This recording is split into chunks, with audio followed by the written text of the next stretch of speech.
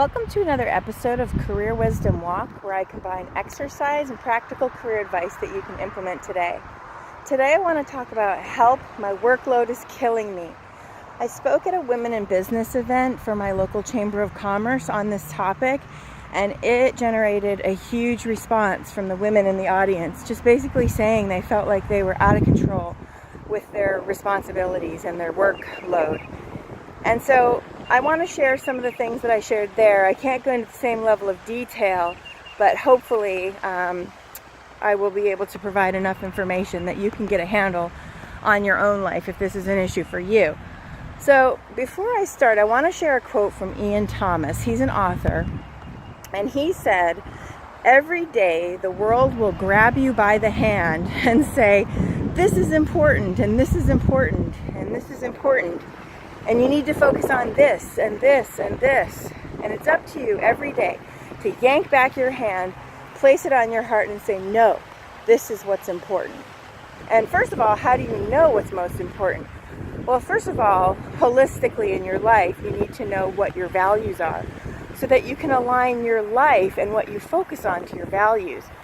But as far as your workload goes, sometimes that's not within your control to align to your values. So that becomes two other strategies. The first one is really knowing how you spend your time. Stephen Covey talks about the 4 quadrants of time. Quadrant 1 are urgent and high important matters. We call these crises and emergencies. And of course, we really can't turn our back on crises and emergencies. Quadrant 2 is high importance but low urgency. And this is a quadrant we should spend more time in, but we don't because it's not urgent and it's not pressing. This is where strategy and planning and relationship building and professional development lives.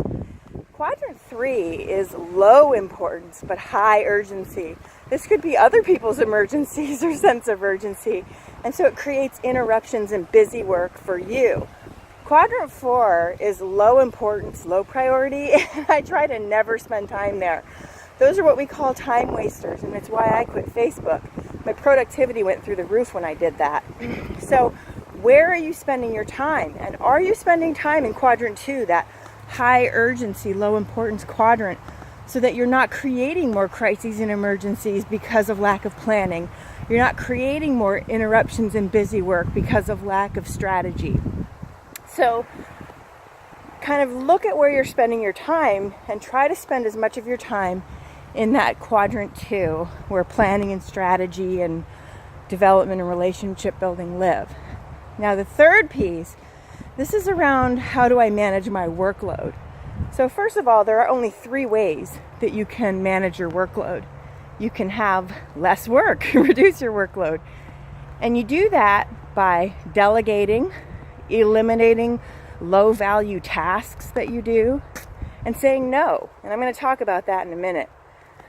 The second way is really just increasing your resources, more people to help. So that's through delegation and giving stretch projects to other people, maybe hiring a temp or increasing your staff.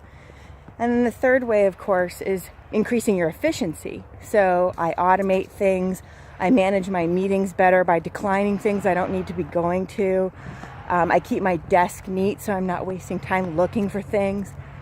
And so those are really the only 3 ways you can manage your workload. But let's talk about saying no, because that's the key strategy here.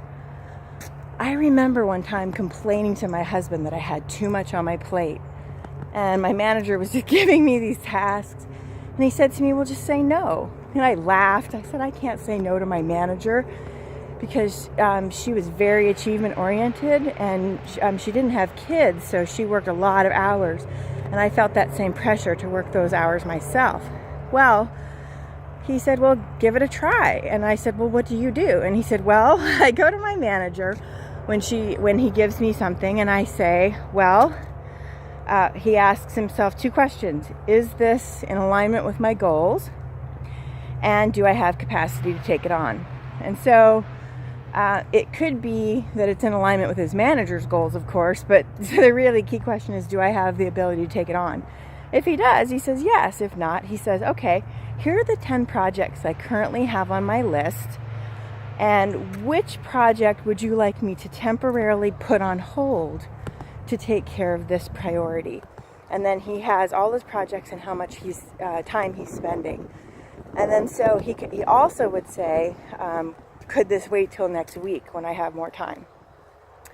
So I thought, okay, I'm going to give it a try. So the next time my manager called me into her office to give me a project, I was at capacity. I had all my projects listed and how much time I was spending. And I asked her, here are the 10 things I'm working on. Which one of these would you like me to put on hold temporarily to take care of this new priority? And she looked at my list and she said, you know what, never mind, I'll give it to someone else.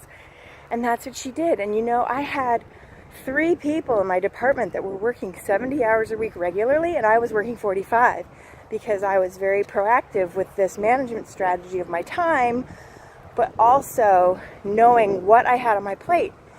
And I realized, as a manager myself, I didn't always have a sense of how much work I had delegated to my people.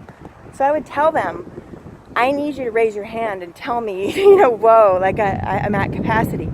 But we don't do that. And a lot of times we don't even know what we have on our plate.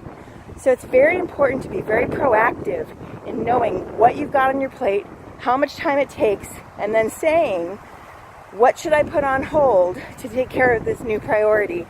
And then your manager can tell you which thing you can put on hold.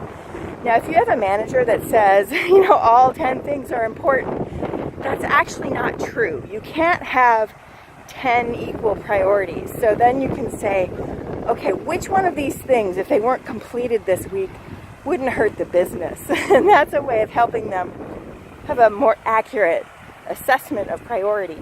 Now, if you have a manager that says, you got to do it all anyway, I don't care if you have to come in on the weekend, well, then it's probably time to brush up your resume. So I hope this is helpful.